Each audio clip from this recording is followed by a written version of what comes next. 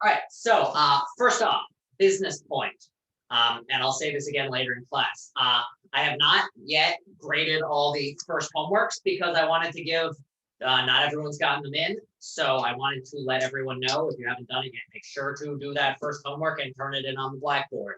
Most of you did, but if you haven't, do it now. If you join the class later or anything like that, just post that up to the blackboard. I won't take off any credit. Easing into the semester. So if you haven't done that yet, do that. And then expect them back from me probably tomorrow. And they'll have little comments and your grade on it. Honestly, everyone will probably do very well because it was what's your name and can you read. Today's class, we're going to actually begin the teaching part of this semester. So as you know from the syllabus and from the thing, the class is called Ethics and Critical Thinking. So there's two parts to it. And the way we're going to divide this is we are first going to focus on this part, the critical thinking. We will come back to ethics later in the semester. Throughout the semester, I will bring up ethical implications and ethical issues. But for now, we're going to ignore the ethics part.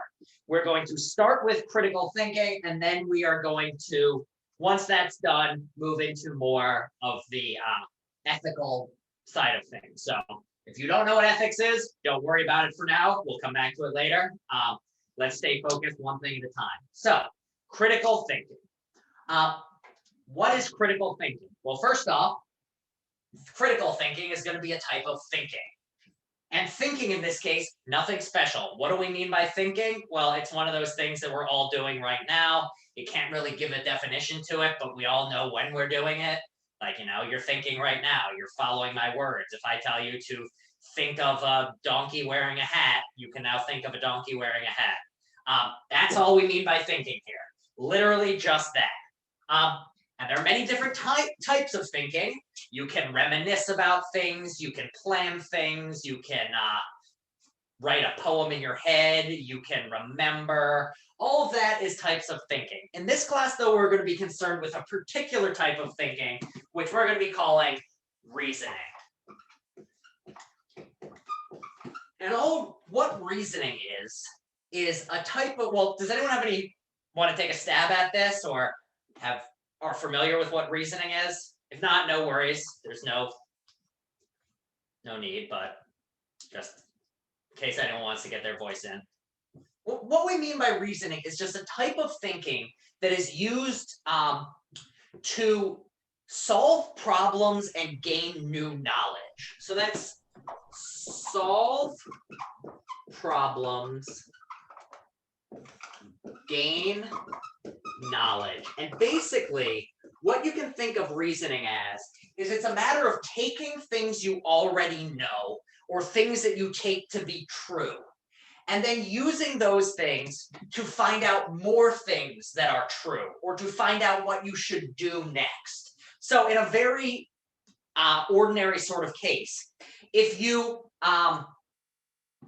don't know if you have class today because you don't know if it's Monday or Tuesday, what you can do is it's either Monday or Tuesday, and then you can look at your calendar to find out that it's not Tuesday. Therefore, you conclude that it's Monday, and therefore you have class. That's all reasoning is taking things you know to solve problems or gain new knowledge. So if you want to know who won the Super Bowl, you might have, I know it was either the Buccaneers or the Chiefs, and I don't care about football, but I also know that my neighbor does really care about football, so I can ask them.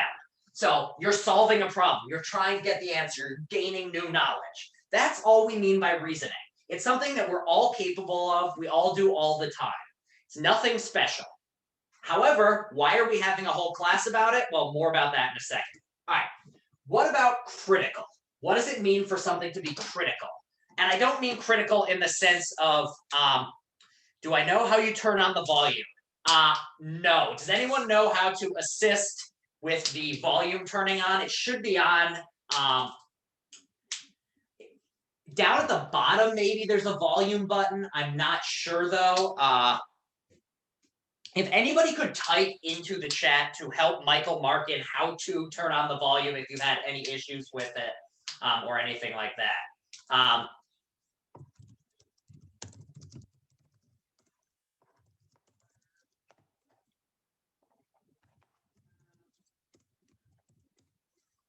All right. So anyway, what do we mean by critical? And I don't mean critical in the sense of like it's very important. I mean critical in the sense of you're trying to do something and somebody's being really critical of you. What does that mean? Anyone know? Like your mom is being really critical of your life decisions. They say judging. Like judging. Yep, judging and kind of poking at it and being like, well, why'd you do that thing? But what about that thing? What about this? Did you think about this? That's the sort of critical we're talking about. And when somebody's being critical, what they're essentially doing is they're just, you can think of it almost as poking something with a stick. What you're doing, you're trying to figure out like what's good here. Does this hurt? You're trying to figure it out. So what critical thinking is you're just applying that level of criticalness, or trying the amount of critical, that sort of critical approach to the process of thinking, or specifically the process of reasoning. So all critical thinking is a fancy way of saying reasoning about reasoning, or thinking about thinking. It's the process of taking your own thoughts and then thinking about them to make sure that you're doing it well, to make sure that the conclusions you're reaching, the knowledge you're gaining is good knowledge, that the conclusion or solution you're reaching to solve your problems is a good way of solving those problems. So that's all this class is. So in some sense, this class is basically you're getting credit for taking a class on common sense. But on the other hand, it's really important because critical thinking or critical reasoning, I'll use these interchangeably, is a lot harder than a lot of us give it credit for. And it's something that's really, really valuable to be good at. So why is it so useful to be good at critical thinking or critical reasoning? For one thing, there's a lot of just straight up practical implications in your life. If you're good at critical thinking or critical reasoning, you are just going to be better at navigating interpersonal relationships. If you're talking to someone and they misunderstand you, if you can think, what did they misunderstand? Such that I now have to say something to make them feel better and make them understand that I wasn't trying to insult them. That's critical thinking. That's reasoning about their reasoning so that you can reason about how to get them not be mad at you. Another one, you go online and your best friend is saying all this stuff about how, I don't know, the 5G is giving us COVID. And your friend is convinced of this. And they show you all these articles to prove to you that the 5G is giving us COVID.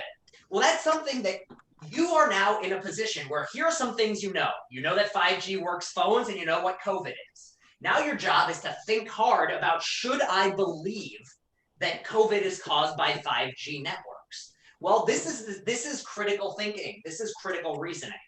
Now, in a more practical case, the better you get at critical thinking, the better you are at problem solving. And one of the greatest myths about jobs and getting a job and everything else is that you need to know what you're doing to the best of your ability as soon as you start. That is a falsehood. No one the first time they ever start a job knows what the hell they're doing.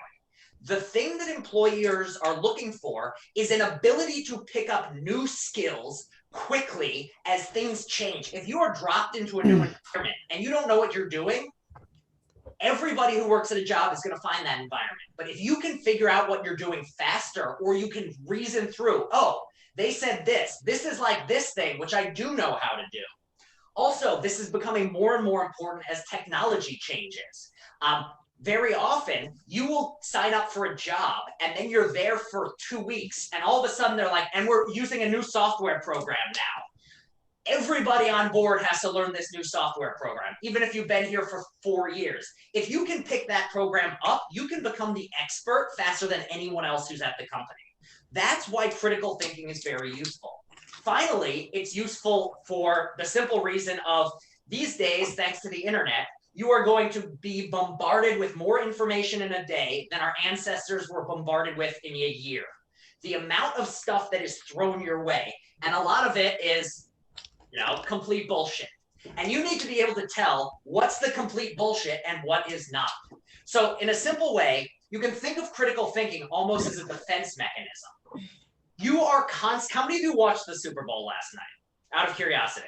Just all right. Those of you, there's the game, which some people care about, and there's the commercials, which even more people care about. Now, with the commercials, what is the point of a commercial? Commercial is what is it? Increase sales. Yeah. The product. A form of marketing and advertising.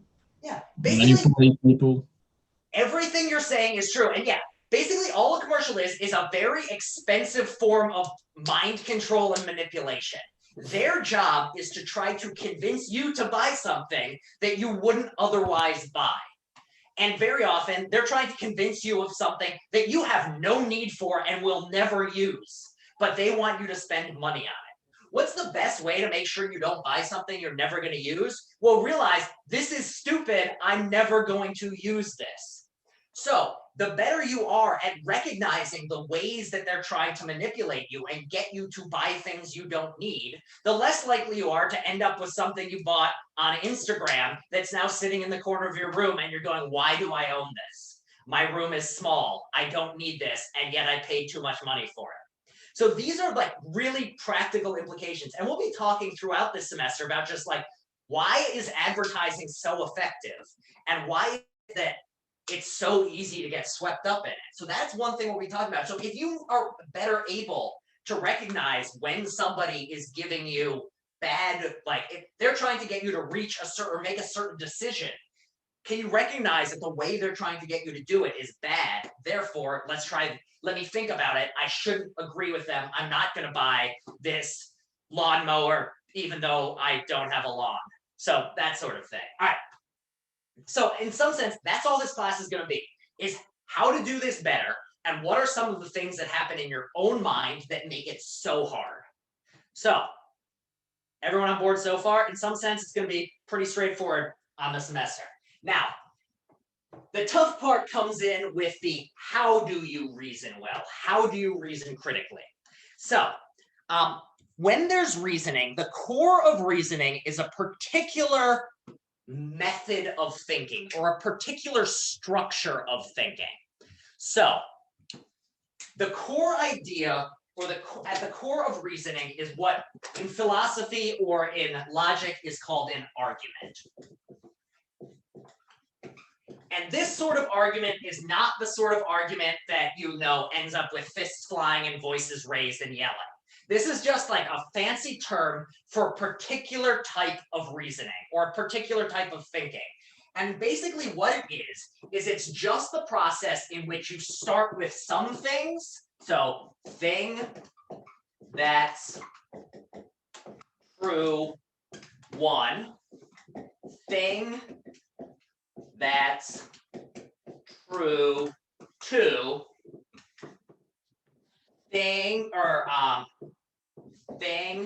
that you realize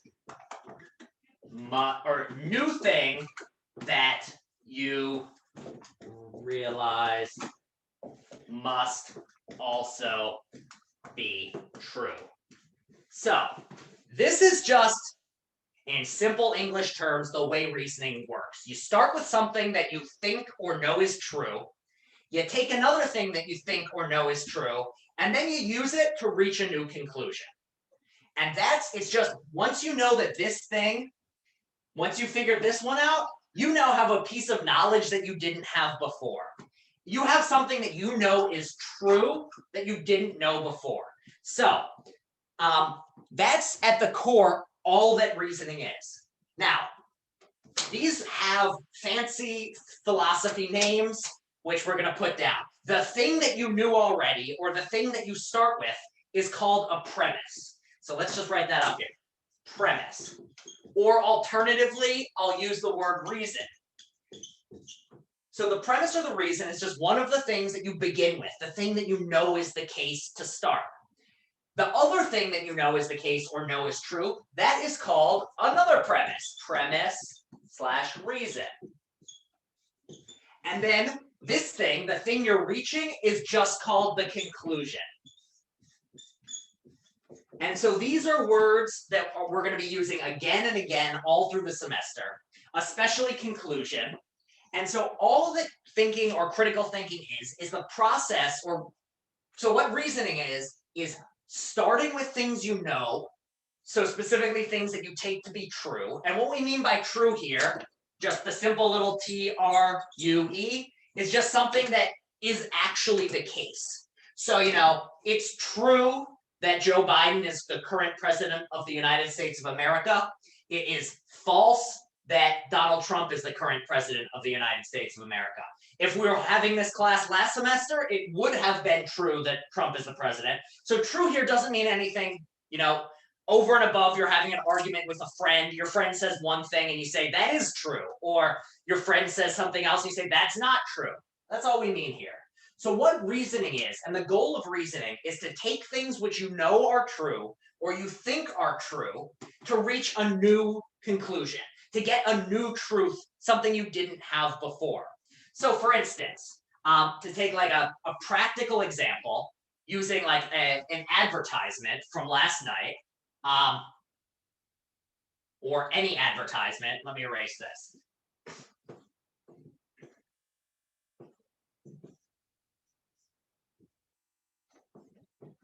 This is a classic case of an advertisement. 1, I want to be happy. 2, the people drinking that beer look happy. So this would be premise 1, premise 2, and then the conclusion would be, conclusion, I should buy that beer. Now, we'll be talking more and more about whether this is a good conclusion or not, but these are the sorts of things that we mean by an argument. This thing, if you accept that this is true, that I want to be happy, and 2, the people drinking the beer in that commercial look happy. Also, this is a good one. Beer commercials, it's never just like the person who's alone in the basement, like crying about, like, that is not a Corona ad. It's someone beautiful sitting on the beach. It's not like 90% of the people who are actually drinking the Budweiser. Like that, I want like accurate advertisements of just like, watch this person on this lawnmower run over their foot. That would be a more accurate portrayal. But yeah, so this is what we mean. You just take something. So if you accept this is true, now these ones you might disagree with, but a better one would be,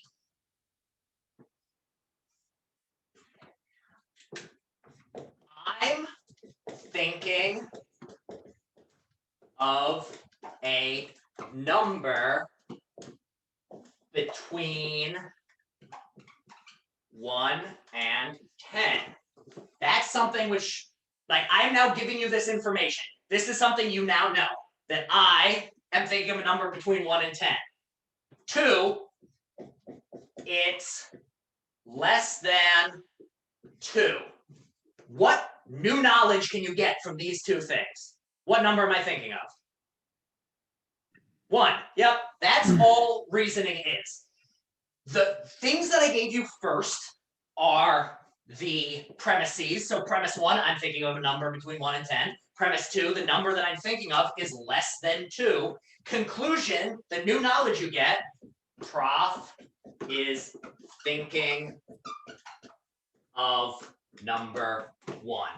So that's all reasoning is in this sense. In some sense, like, this should not in any way be beyond you because you're all very good at it. All of you are alive, and if you're not good at reasoning, you would not be alive. You would have walked out in the middle of the street and been hit by a car years ago. Why is it that children have to be grabbed by the hand by their parents? Because they're not very good at reasoning and can't figure out, like, if car goes by and it hit me, I go splat. So the fact that you're all here means you're very successful reasoners. So therefore, this so far shouldn't be hard. Why it gets hard is most of the time, most of the world, reasoning takes place and is presented to you, not in this very nice, neatly laid out way. It's rather thrown at you in vocal arguments. It's posted on Facebook by somebody in all caps with a Confederate flag. Like, these are the sorts of things that you're encountering arguments in. So these sorts of interactions are much harder to identify. So it's about recognizing that even in ordinary speech and ordinary everyday life, and even advertisements, there are these forms of thing it thinks you should think is true, other thing, conclusion. Also, what makes it tougher is many arguments have many parts. Very often there can be 1,000 premises. If like you take a math class and you're trying to do a proof, there can be literally thousands of lines of this stuff. In everyday life, you're going to have premises that themselves have premises that themselves work for another conclusion. And we'll be talking about this more and more throughout the semester. But at the end of the day, all reasoning is taking things you know and reaching conclusions that you didn't know before, and now you do know. And these things are there, and these tools are there to help you gain new knowledge and recognize when the conclusion you reach is a good one and when it's not a good one. So that's all, at the end of the day, that's all this semester will be, is it all will come back to, if this is true and this is true, then you can get some new knowledge. You can draw on the things you know to get new things. All right, any other questions thus far? It's a good pausing point. Nicholas? Or is that just an accidental hand hit? All right. In that case, let me take a sip of water, and then I will push on to the next bit. All right. So, one last thing about arguments. Again, an argument, the best definition of an argument is just something in which you're using premises to reach a conclusion. So anytime that there's a conclusion and there are reasons or premises working towards that conclusion, it counts as an argument. Now, because of this, it means that arguments, or these structures called arguments, can exist in many different places. They can exist in speech. You can say an argument out loud. If you say, well, you know, Donald Trump's the only president who's been impeached twice.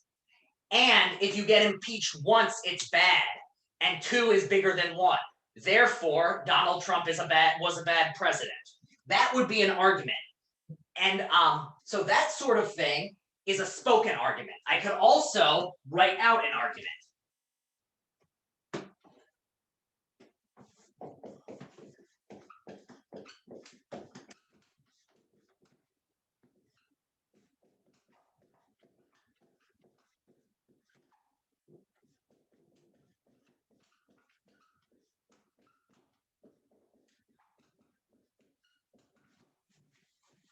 All dogs have fur. Fred is a dog.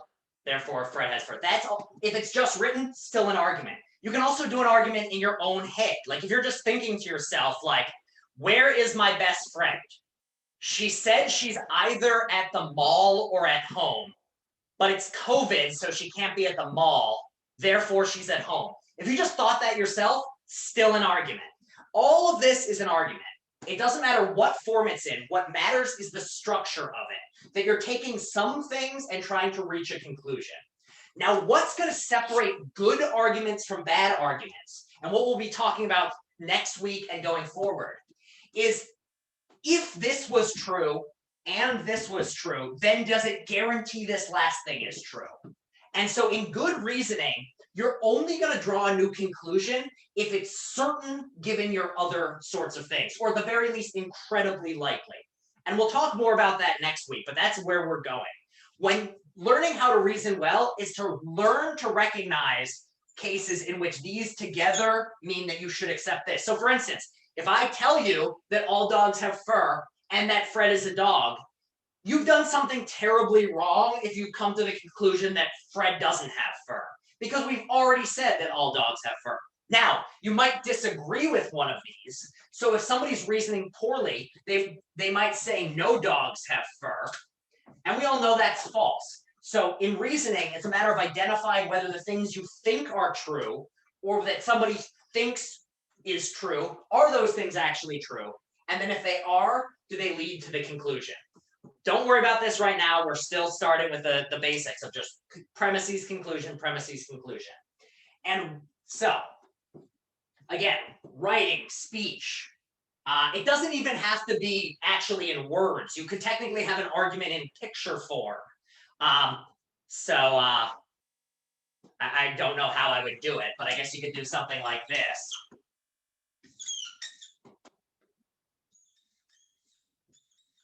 That could technically be an argument. You've got a box and you've got a triangle, therefore you've got a triangle and a box. That would all still be an argument. It's about the structure and about things being true leading to other things. All right, so now what I want to do is talk about the next step, which is the reason that it's useful to talk about premises and conclusions is because in most cases, as I said, they're not going to be labeled for you. You're going to, if you're presented with an argument on the internet that is trying to convince you that the COVID vaccine is going to give you autism, it's not going to come out and say, here is premise 1, here is premise 2, here is the conclusion. Instead, it's just going to give you a number of sentences, and you're going to have to recognize, 1, that this is an argument or that there's a conclusion someone is arguing for, and 2, you're going to have to figure out what the conclusion is and what the premises are that they're trying to lead you to.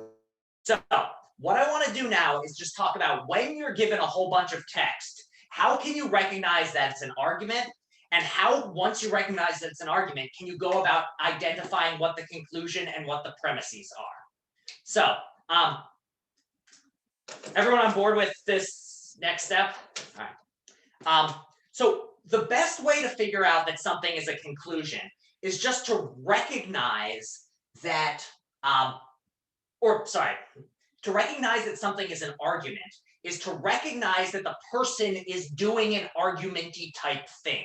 In other words, that there is something they're trying to convince you is the case, or some piece of knowledge that they're trying to get you to grasp. So a poem or something like that is not an argument, because it's just trying to get you to feel a certain way or maybe like enjoy the process of reading. Most song lyrics or stories are not going to be arguments. They're just descriptions of things that took place. So if I just tell you something like, it's Friday, that's not an argument. This is just saying like, oh, this is a fact, or it snowed last week. These aren't arguments. They're not conclusions. They're just things that someone is saying. Now, these sorts of things, though, can serve as the premises for an actual conclusion. But the best way to identify that somebody is making an argument is to recognize that there's something that they are arguing for, or that there is some conclusion that they are trying to prove to you is true, or trying to get you to believe is true. So for instance, here's one.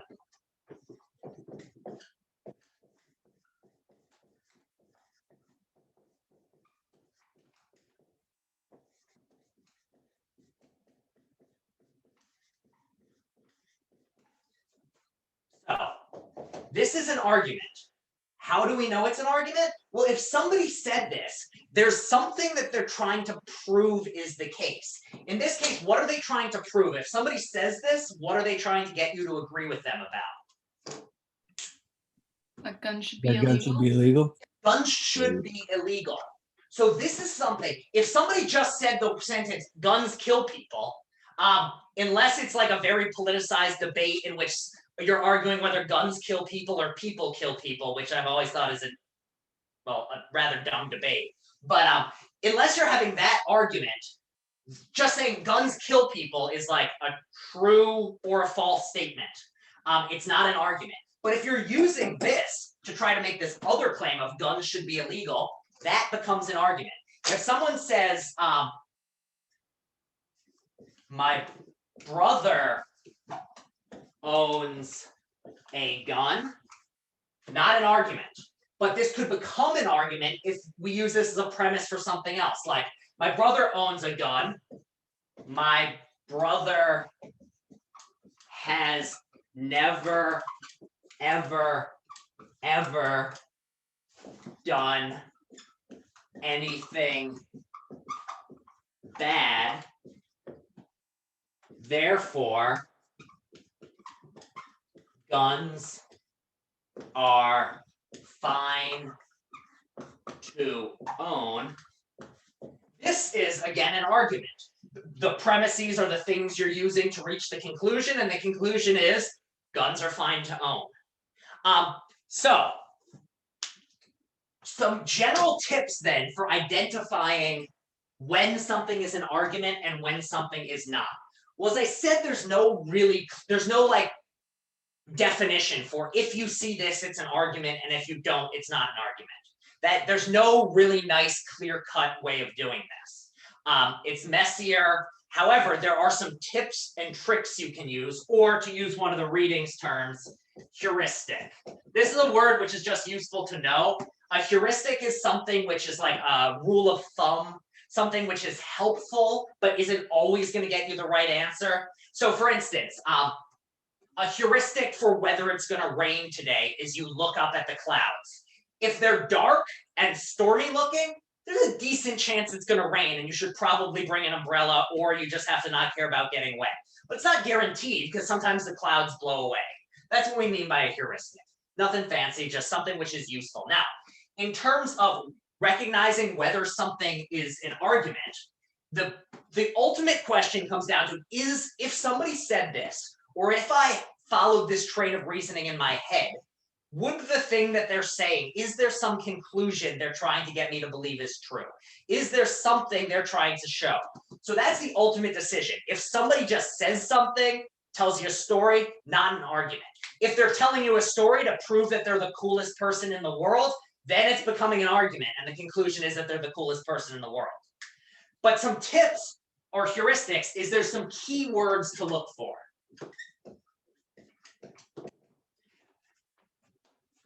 Some keywords include things like therefore. Very often, if you see a therefore or a this means, or this shows, or consequently, or thus, and therefore especially is the most common one, that's probably an argument. Why? Because when you're saying therefore something is the case, you're suggesting that the things before the therefore in some sense suggest or show the truth or prove this other thing. So my mother was shot by a gun. Therefore, guns shouldn't exist. That's a sign. That therefore shows that the first part of it is in some sense the reason or the premise for reaching the conclusion. Or something like, Tom Brady won his 7th Super Bowl last night. Therefore, he's the greatest quarterback ever. That's another one. Or Tom Brady won his 7th Super Bowl last night. This means that he's the greatest quarterback ever. Or that shows he's the greatest quarterback ever. Or Tom Brady has very nice hair. This shows that he spends a lot of time in the shower. That's another sort of thing you could say. These are all cases that show something's an argument. If you just have something like Tom Brady's hair is brown, Tom Brady went to Michigan, Tom Brady is married to Giselle, Tom Brady is significantly less wealthy than his wife is. Those are just statements. Those are not an argument. If you say something like Tom Brady has significantly less money than Giselle, therefore Giselle is way more badass than Tom Brady, then you would have a case in which it's an argument. And again, we're not yet talking about whether an argument is a good or a bad argument. Before we can get into looking at whether something is good or bad, we have to be able to identify that it is an argument. So everyone on board with just the way of going about whether something is an argument. And in the homework for this week, a lot of it's just going to be, here's something, is this an argument? That's going to be the first parts of the homework. So if you're following along with this, you shouldn't have too much trouble with the homework. So yeah, that is the first bit. In critical thinking, step one in critical thinking or critical reasoning is you ask yourself, is this an argument? And sometimes it's going to not be entirely clear, like an advertisement. An advertisement for beer is in some sense an argument because there is a conclusion it's trying to get you to reach. The conclusion it's trying to get you to reach is buy our beer. All the Super Bowl commercials, they had conclusions they were trying to get you to reach. Buy our product, subscribe to Paramount Plus, do whatever else you were doing. So that's the first thing. Is it an argument? Then the next step you have to do is, ultimately our goal is to figure out at the end of this, you're going to want to know whether, yes, this is a good argument. And then the final one is, I should accept conclusion. So that's the ultimate goal, is to figure out, I should accept the conclusion, or no, this is a bad argument, I should not. So the first thing you have to do is figure out, is this an argument? And we just talked about the ways you do that. You just look for some of these keywords. You see if somebody was trying to say this sentence or this string of sentences, would they be trying to prove that something's the case? If so, you now know, check. If it's an argument, then we move on. If it's not an argument, then you say, what a nice story. Isn't that interesting? That's a fun fact. And we don't worry about anything else. But for it to be critical thinking or critical reasoning, step one, is this an argument? Once you've figured out it's an argument, there's a second step. If you're going to ultimately tell whether it's a good argument or a bad argument, does anyone know what step two is going to be? We're going to have a string of 3 or 4 sentences. Now what's the next step? If we're going to ultimately figure out, yes, I should accept the conclusion, no, I should not. Any guesses?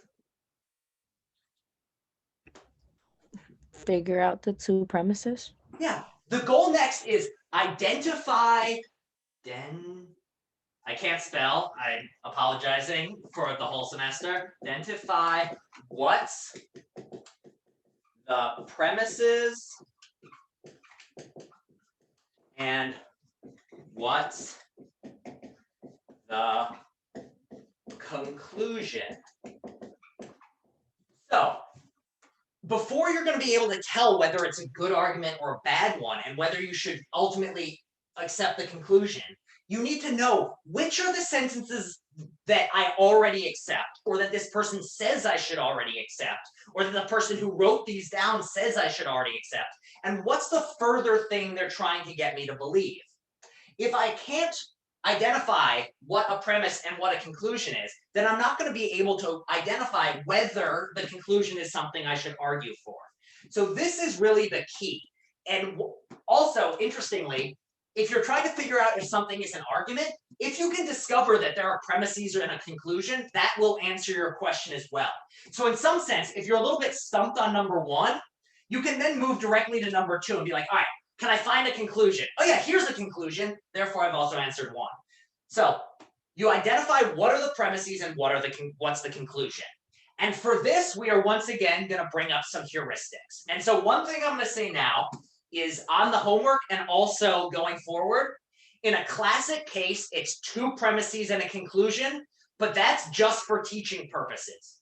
For your homeworks, you will sometimes be given things with 3 premises. You will sometimes be given things with 1 premise. You'll sometimes be given things with 7 premises. So don't just think like, oh, there's got to be 2 premises and 1 conclusion. Rather, think of it as the conclusion is, there's always going to be 1 conclusion. Or basically always going to be 1 ultimate thing you're trying to prove. But along the way, there can be many steps in the way. In the same way as like you're trying to figure out where you parked your car. And for whatever reason, well, fun fact, I have to leave my, the only way I ever find my car is I have to leave my Google Maps thing on to tell me like where I last had the car, because otherwise I'm hopeless. Like the number of times I've just run up and down the streets to find my car is like a really fun time. So if you're anything like me, the way you do it is premise 1, the conclusion I ultimately have to find out is where's my car. Premise 1, it's not on 1st Street. Premise 2, it's not on 2nd Street. Premise 3, it's not on 3rd Street. And eventually you get to the end. So I know it's either on 1st, 2nd, 6th up to like 99th. And I know it's not on 1 through 98. Therefore, conclusion, it's on 99th. That's still an argument. There's still the conclusion. My car is on 99th Street. And the premises are, it's not on first, it's not on second, it's not on, etc. So don't always look for 2, but in these teaching examples, I will be using 2. Just because it's simpler, it's easy. Maybe I'll give us some 3 ones. But so what I want to do now is put up the general tips for identifying what's a premise and what's a conclusion. Then we'll run through a couple quick examples. So let's draw a line down the middle. Here are our heuristics. And so generally what you want to do, because there's only ever one conclusion, what you want to do is look for the conclusion. Because if you find the conclusion, the premises will be whatever's left. So if you can find that one, then everything else isn't going to be a premise. If you find the cup that the ball is under, you don't have to look under every other cup for the ball. If you find the drawer that your wallet is in, you don't have to look in every other drawer. So heuristics for finding a conclusion. 1, look for the most controversial thing. So what do we mean by controversial thing? Well, the thing that people are likely to argue about.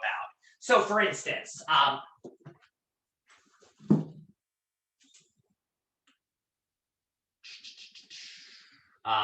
just to go back to guns because it's simple. No, let's come up with a new one. I had examples here.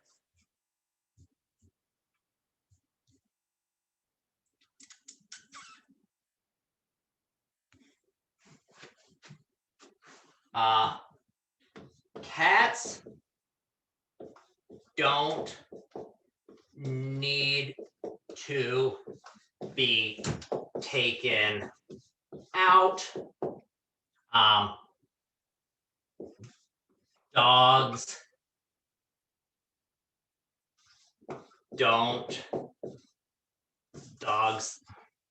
can't be litter trained. Dogs are worse than cats. All right. When you look at these 3 sentences, which of these is the most controversial? Which is the one that people are likely to actually occasionally yell at each other on the internet about? Dogs are Dogs are worse than Dogs cats. are worse than cats. Yeah, people getting up in arms about this one. Like whether you're a dog person or a cat person. But the other ones, nobody disagrees. Like you don't have to take your cat out to pee. It's litter trained. Like that's one of the things about cats. And dogs can't be litter trained. Now maybe somebody would argue that those little pee-pee platter things that you put in the corner and you like train your puppy on, maybe that would count as litter training. But nobody thinks that like that is the same as litter training. This is the one that people are going to fight over. So what does this suggest? Well, this suggests that dogs are worse than cats is the conclusion. This is the thing that people would fight over. So that's one way you find out. Let's see.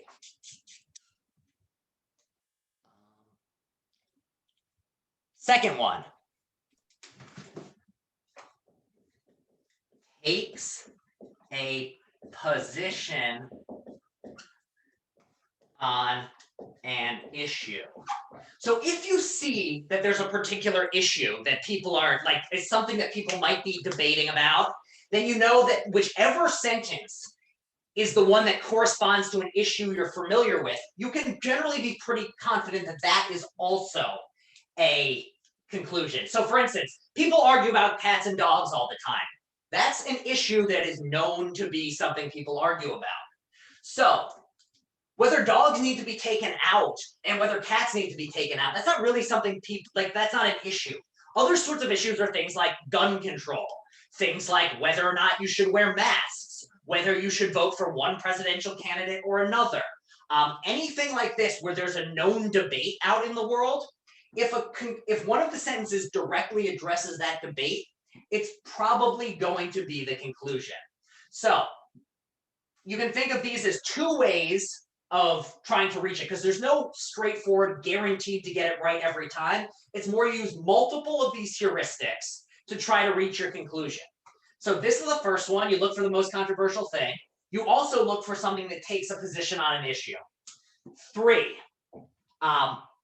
usually first or last sentence. Now, why is this the case? Well, this is more a practical thing. If you're being a clear thinker or a clear writer, you want your conclusions to be first or last because it's more orderly. When you're thinking to yourself, you either want to say, all right, what am I thinking about? Okay, the thing that I'm interested in right now is what should I eat for dinner? Or the thing I'm trying to reach is I should have spaghetti for dinner. And I'm trying to convince someone else. So I might tell them, here's why we should have spaghetti for dinner. I'm going to say it first so they know the topic of what I'm discussing. Or I say, we have 3 things in the house and it's cold outside. The only 3 things we have are pasta, cheese, and spaghetti sauce. Conclusion, we should have spaghetti for dinner.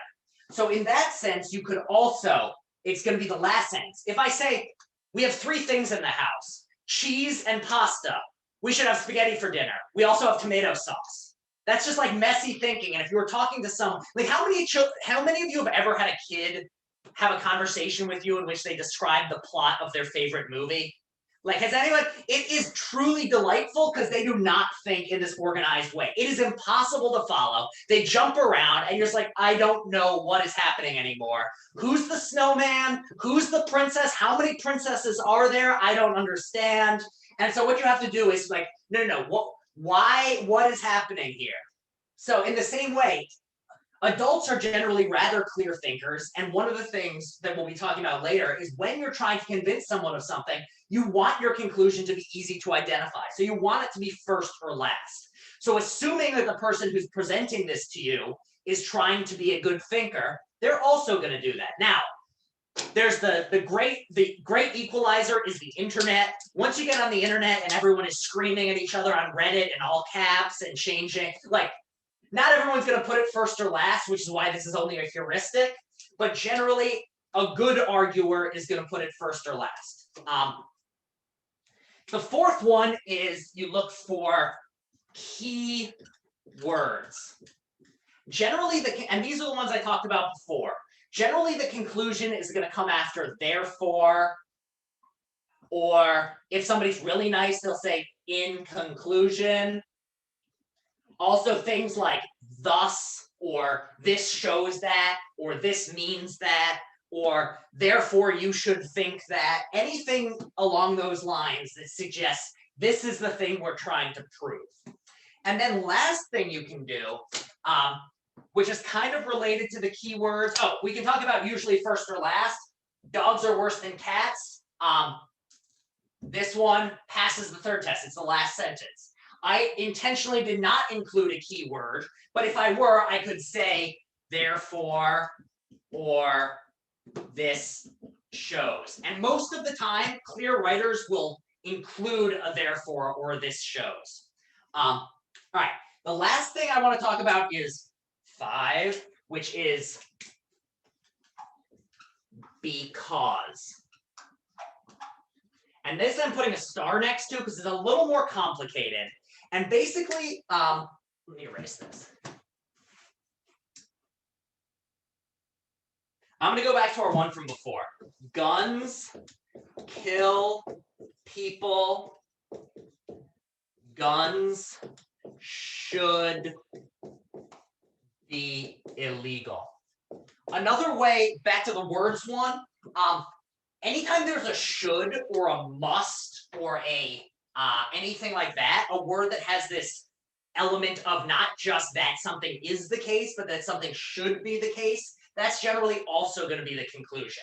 It's just a way, if somebody's trying to, and this ties in with the issue, it's generally you should believe this, like abortion should be illegal, abortion should be legal. Those are generally issues, and anytime, those have shoulds in them, which ties in with the issue bit. So in this case, guns kill people, guns should be illegal. There's this thing you can do, which is called the let me put it in red. Because test. Now, sometimes you will know that you'll know for certain like one of the sentences is a premise or isn't the conclusion, but you've got it down to 2. And so in this case, we know one of these is the premise, one of these is the conclusion. We can run this thing called the because test. And what the because test is you basically just set up this little thing. You put a blank and then a because and then a blank. And then you try out both of these sentences on each side of the because. So we'll call this 1 and 2. So what you do is you put 1 in front of the because and then put the 2 after. And then you try 2 in front of the because and 1 after. And basically, when a sentence is a premise, it more naturally comes after the because. And when a sentence is the conclusion, it more naturally comes in front of the because. So in this case, it sounds very natural to say guns should be illegal because guns kill people. But it sounds very unnatural to say guns kill people because guns should be illegal. It's like, what does the illegalness of guns mean? Like, it doesn't make it the case that they kill people. It's rather the fact that they shoot bullets out at high speed. That's what kills people. It does, however, the fact that guns kill people is a reason that you should think that one might think guns should be illegal. So anytime you have a premise like this, and if you've got it down to 2, none of your other tests are really helping, you can run this because test, or just to double check and make sure that something's the case. So the same thing with like cats go to the bathroom in litter boxes. Cats are better than dogs. It would sound natural to say cats are better than dogs because cats can go to the bathroom in a litter box. It would sound less natural to say cats go to the bathroom in litter boxes because they're better than dogs. No, they go in litter boxes because they're cats and that's what they do. That's the reason that they're better. So it's not a perfect test. Sometimes it'll be confusing, but if nothing else works, this is a useful one. And also, this is why it ties in with 4. If you see a because in a sentence, you can use that also. Because sometimes you'll see something in the sentence itself. You don't have to incorporate your own because. If I say something like, you should get Paramount Plus because you want to watch reruns of Jersey Shore, then that's a case in which the because is there in the sentence and tells you the premise is you want to watch Jersey Shore, conclusion, get Paramount Plus or whatever streaming service it is. All right. So those are the 5 tests that we have for identifying what's a conclusion and what's a premise. So let me pull up a couple samples and we can just run through them. We can probably go for just like another 10 minutes just to make sure everyone's on board, and then we can end 10 minutes early. So let me just pull these up from the textbook. Oh, of course, I don't have the textbook easily at hand on this computer.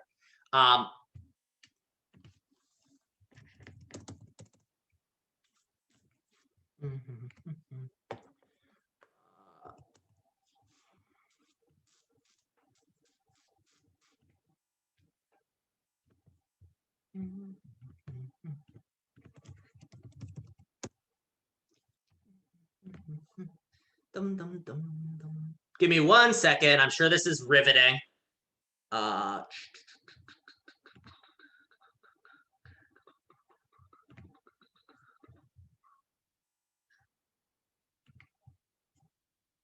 Okay.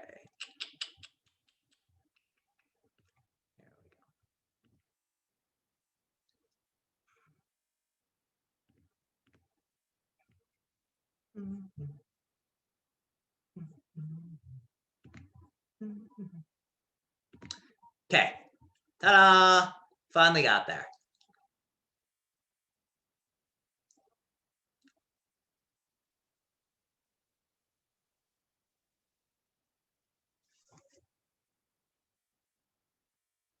No, these are too complicated. All right. Pizza is better than spaghetti. It doesn't require a fork. All right. Here's 2 sentences. 1, pizza's better than spaghetti. 2, it doesn't require a fork. Which of these two is the conclusion? Because this is a simple argument. Which of them is the conclusion? Which is the premise? 1 is the That is conclusion and 2 is the premise.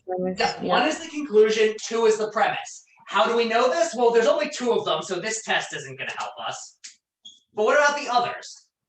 Well, which one takes a position on an issue? Well, the second one doesn't really. Like, it's a matter of fact that you can't, I mean, I guess in theory you could eat spaghetti with your hands, but it gets messy very quickly. And pizza, we all know, like we see people doing it all the time. Like we know it doesn't require a fork. This isn't up for debate. So this is actually something you can imagine friends arguing about which is the better dish. So that's the issue. Also, it's the most controversial thing. Again, nobody's arguing about whether you need a fork to eat spaghetti, except for like really slobby eaters. Like my dad might argue that, but most people wouldn't. Pizza being better than spaghetti, though, that's fighting. Like that stuff has been argued about on the internet. Like, is water wet has been argued about on the internet for years. So, you know, if that's argued about, this can definitely be an issue. So But you could have used, you could have used the because method also, right? exactly. Yep. You could say pizza is better than spaghetti because it doesn't require a fork. That makes sense. Or you could say pizza doesn't require a fork because pizza is better than spaghetti. No, the reason it doesn't require a fork is because it's like a pizza. Like you can fold it and you can hold it. That's the reason. So yeah, all of those would work. Keywords, again, I left it out because those are too easy. If there's a therefore or a thus, it's pretty straightforward. What are some other great fighting word debates? Cats and dogs, pizza. Anytime there's pizza involved, it's easy.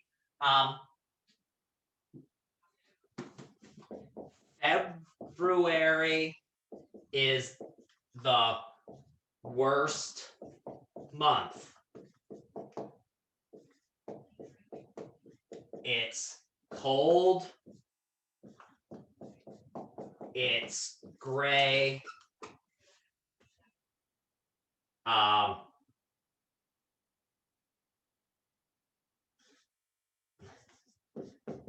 holidays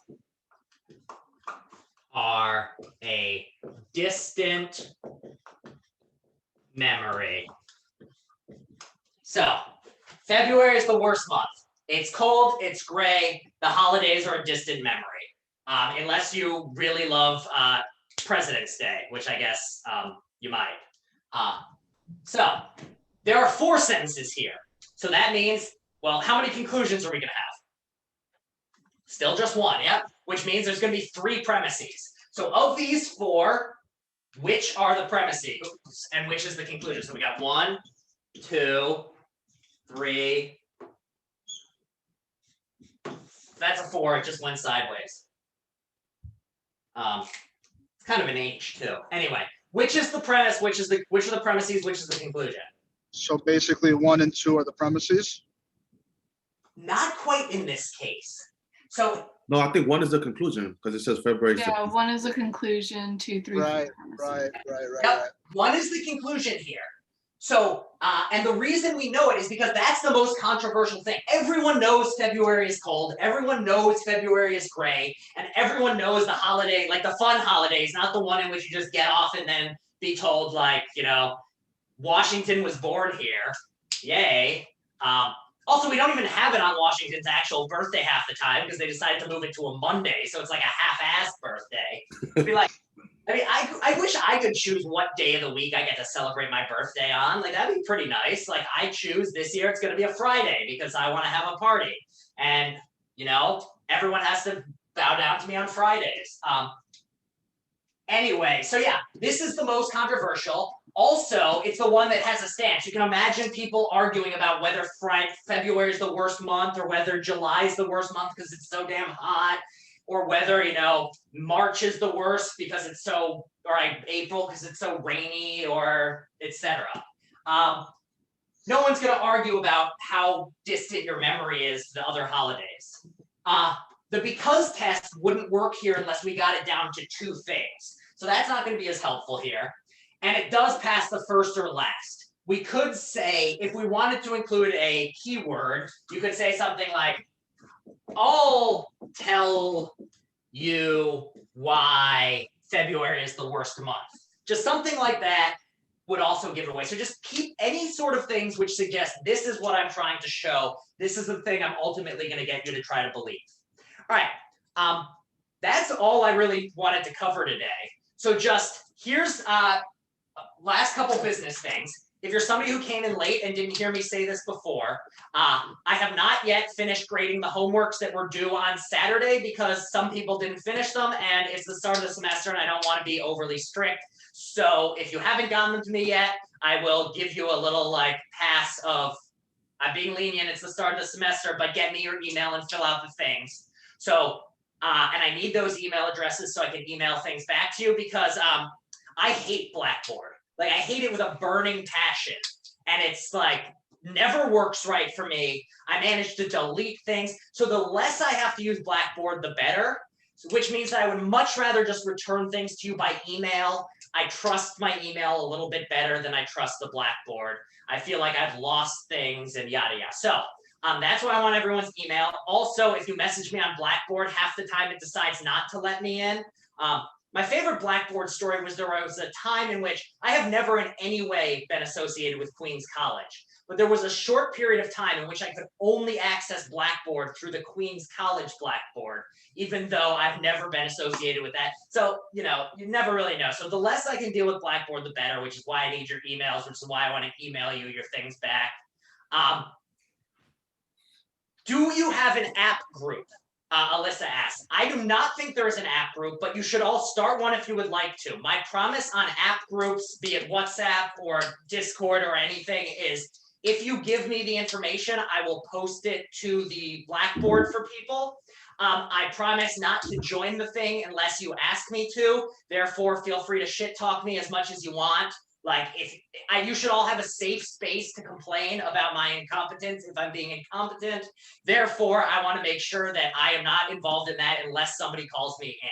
So if somebody wants to set that up, what I can do is once I have everyone's email, or if you want to start it all in the chat right now, or what I can do is email everyone in the class out. And then if somebody wants to set it up, you can all communicate that way. We'll figure something out, but I promise I will not ever look at the chat, so feel free to shit talk me. Lastly, if you have any questions on the homework at any point before it's due on Saturday, feel free to reach out to me. Just be like, hey, professor, I don't understand this one. If you want to have a full office hours, we can do that. If you want to shoot me an email with just a question or two, that's fine as well. Whatever you need, I'm here for. And also, if something comes up and suddenly snow last week meant you couldn't get into work, so you have to have a makeup day and you won't be able to get the homework in until Sunday, let me know. We'll work out an extension. Do not stress about it. The world's bad enough without being stressed about this class. Again, and I didn't say this last time, but I'll say it again. I think this class is interesting. I think it's important, but at the end of the day, your health, your well-being, your family's health, your family's well-being matters more than this class. Hopefully this class isn't terrible, but at the end of the day, if this is your number one priority, there's problems. This class should not be your number one priority. So please, if something comes up, let me know. I want you all to get credit. I want you all to do well, and I want to learn things. But at the end of the day, we're in a pandemic where people are getting sick and dying, and this class has to take the back seat at times. So if something comes up, just let me know. I understand that. And I don't want anyone killing themselves just to get something in on time in this class. All right. Any last questions? All right. On that note, today I want to apologize. I'm using my phone to Zoom into the class because I had a business emergency. So, is that okay? If I do it once in a blue moon, if something comes up? 100%. Yeah, and even and for all of you, if a work emergency comes up and you cannot make class, at all, you are welcome to email me if it will make you feel better. If you're like, I don't want to be disrespectful, I don't want to feel disrespectful, but I will never in any way judge any of you for not making it to class for something coming up. I understand the situation. So if you turn in things late, I will never judge you for it. If you want to let me know the situation, feel free. I am happy to hear you out. I'm happy to talk to you. If you ever want to bring me a doctor's note or show me, I'm happy to read it, but don't feel you need to. If you tell me you had COVID, if you tell me your mom had COVID, they had COVID in my book. Like, that's enough. I believe you. So don't add more hoops to jump through on top of everything else. So in answer to your question, Michael, yes, do not worry about it at all. And if next time the business Thank you. you can't come in on your phone even, that's fine. Don't worry about it. That's why we'll have these recordings. It'll be going up tonight. Watch them on your own time. And if you miss class and you need to ask me a question because you don't understand something, I'm not going to be like, you missed class, therefore I won't talk to you. No, I'm happy to talk about anything. Like, I'm here for you all to make sitting in your living room with people walking around behind you as pleasant as it possibly can be and as good of a learning environment as is possible. All right. Well, Appreciate it. absolutely. Yeah. All right. Have a great week, everyone. I will see you. No, I will not see you next Monday. Last business point. I will see you next Wednesday because of that Washington's birthday thing. So I will see you all next Wednesday. You still have the homework due, I think, on Saturday. Look on the syllabus. But again, if something comes up, also enjoy your Friday off because we here at CUNY also get off for Lincoln's birthday. Only school I've heard of that gets off for both presidents' birthdays. But you know, what can you do? All right, I'll see you all next Wednesday. And I will send out a special Zoom link for the Wednesday. Expect to be bombarded with emails so everyone's there. All right, have a good week, everyone. Thank you, Thank Professor. you. Thank you, Professor. Thank you.